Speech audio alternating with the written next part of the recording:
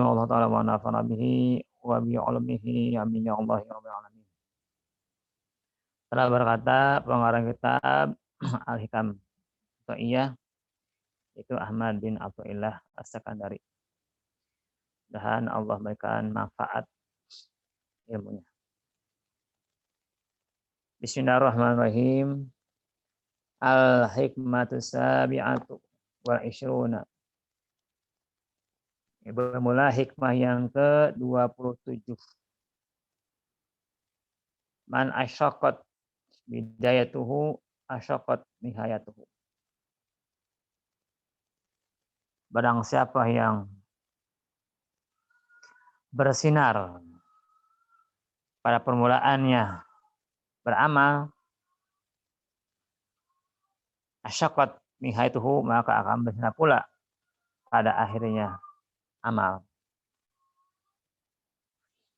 Nah ini hikmah yang ke-27 adalah kesimpulan ya, daripada hikmah-hikmah sebelumnya, terutama hikmah yang ke-26.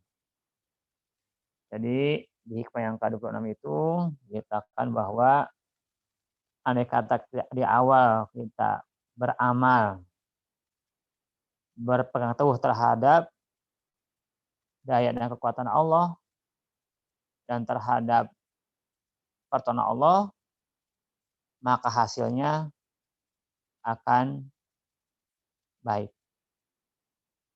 akan berhasil, akan berkah dan terpuji hasilnya.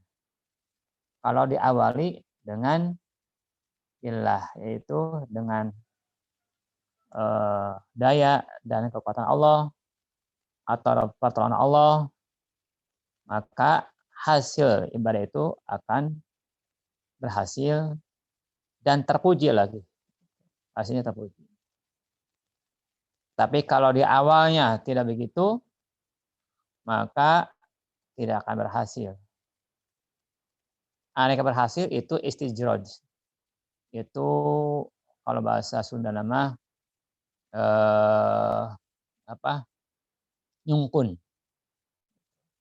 Pasti akibatnya tidak akan baik, tidak akan terpuji hasil akhirnya. Nah, andai kata di awal begitu, nah digambarkan di sini di hikmah yang ke-27 adalah bercahaya. Nah, karena dia selalu berpengaruh terhadap Allah. Disadarkan kemampuannya dan kemampuan Allah. Dia bisa beribadah, dia bisa beraktivitas, itu semuanya disadarkan kepada Allah. Dan itu merupakan seperti bercahaya, memancar cahayanya, karena dia berpengaruh dengan Allah. Allah sumber kekuatan. Maka ketika mengawali semua kegiatan, mengawali semua perbuatan, mengawali semua amal-amal solehnya dengan berpengaruh kepada Allah, itu laksana seperti bercahaya, memancar cahaya. Adakah di awal begitu, maka hasil akhirnya akan begitu juga, akan memancar juga, akan bercahaya juga. Nurun ala nurin, nur adalah cahaya, di awal cahaya, di akhir bercahaya. Ya, tentu kalau seperti ini, maka hasilnya akan luar biasa. Makanya para ulama, ya lihat aja jejak para ulama. Bagaimana para ulama itu mengawali kiprahnya itu dengan selalu berpengaruh dengan pertolongan Allah. Maka hasil akhirnya ya itu seperti misalnya para wali yang setiap tahun kita ziarahi.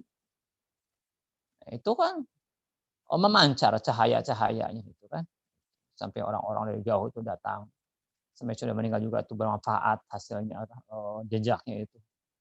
Bisa menghidupkan orang berapa banyak itu orang-orang yang berziarah, di situ ada perputaran uang, di situ ada bisnis bermanfaat untuk orang yang berusaha di situ. Padahal di daerah terpencil, di gunung kadang-kadang kan orang-orang di situ berdagang, dari jauh berdatangan.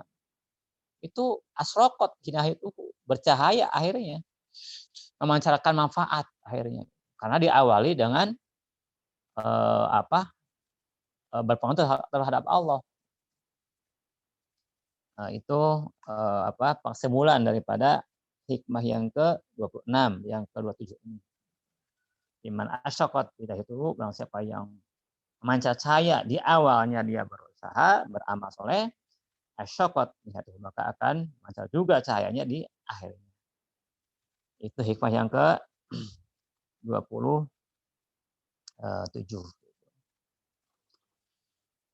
Sebenarnya juga kita seperti bagaimana perjalanan Nabi Ibrahim ya.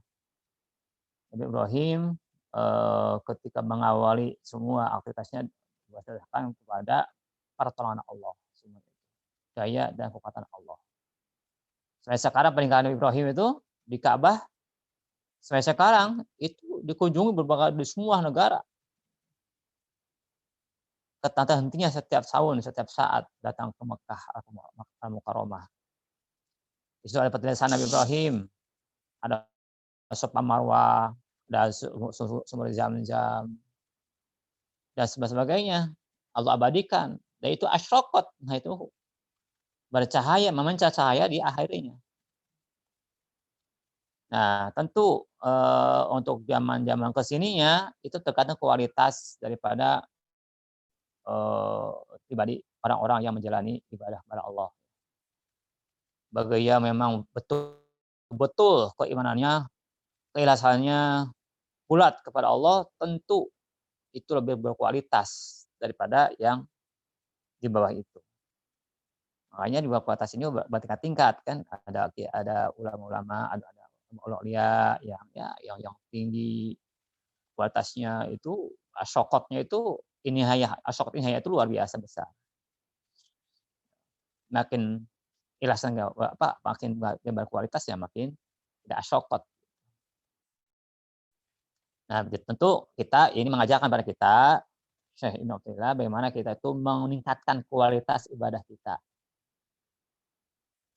Nah, itu akan berkualitas, akan terus akan tinggi kualitasnya, yaitu satu adalah bagaimana kita memposisikan diri sebagai hamba Allah. Hamba Allah yang benar-benar hamba, yang benar-benar hina, dina, gitu. Tidak ada upaya, hanya kepada Allah saja pertolongannya.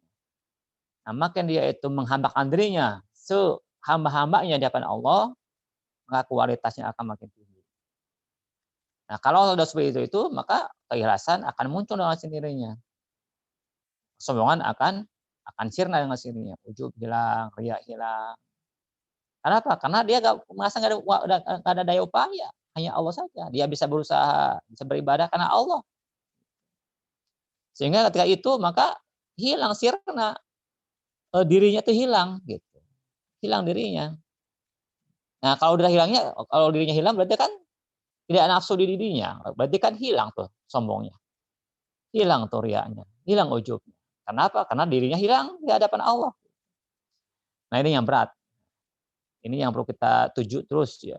Yang perlu kita usahakan bagaimana kita itu menghilangkan dari kita itu dengan cara kita memposisikan sebagai hamba Allah, sehamba-hambanya. Sampai betul hilang kemampuan kita, hilang daya upaya kita, hanya daya upaya Allah yang hadir. Maka akan hilang, akan lebur hati kita itu. Lebur diri kita di hadapan Allah. Nah, itulah posisi yang akan memancarkan cahaya-cahaya di awalnya. Tentu di akhirnya akan memancarkan cahaya juga. Itu hikmah yang ke-27.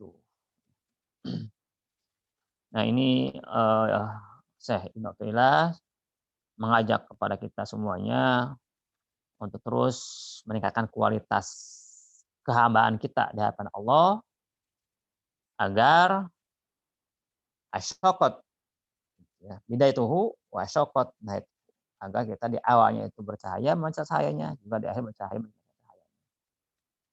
Itu hikmah yang ke-27 ya. Ini kesimpulan daripada hikmah 26 dan 25 yang sebelumnya. Itu barangkali memang sekalian, karena ini sangat pendek ya, hikmah yang 27 ini, ini kesimpulan dari hikmah sebelumnya, sudah dijelaskan juga oleh kiai-kiai sebelumnya, hikmah-hikmah yang sebelumnya, sehingga nggak perlu banyak pembahasan di hikmah yang ke-27, karena kesimpulan daripada sebelum-sebelumnya. Nanti hikmah ke-28 itu nanti ini lagi tema yang lain lagi. Itu barangkali memang sekalian, mudah-mudahan manfaatnya bagi kita semuanya, kita diberikan manfaat dan diberikan oleh Allah Taala untuk terus meningkatkan kualitas ibadah kita, meningkatkan sikap ubudiyah kita, sikap kehambaan kita, ya, semakin menjadi hamba sehamba-hambanya di hadapan Allah. Nah, sehingga kita diberi kemampuan oleh Allah bisa menghilangkan sifat-sifat tercela di hati kita dan bisa menghadirkan sifat-sifat terpuji di diri kita. Terima kasih teman-teman sekalian. Mohon maaf bila kesalahan. Assalamualaikum warahmatullahi wabarakatuh. Waalaikumsalam warahmatullahi wabarakatuh.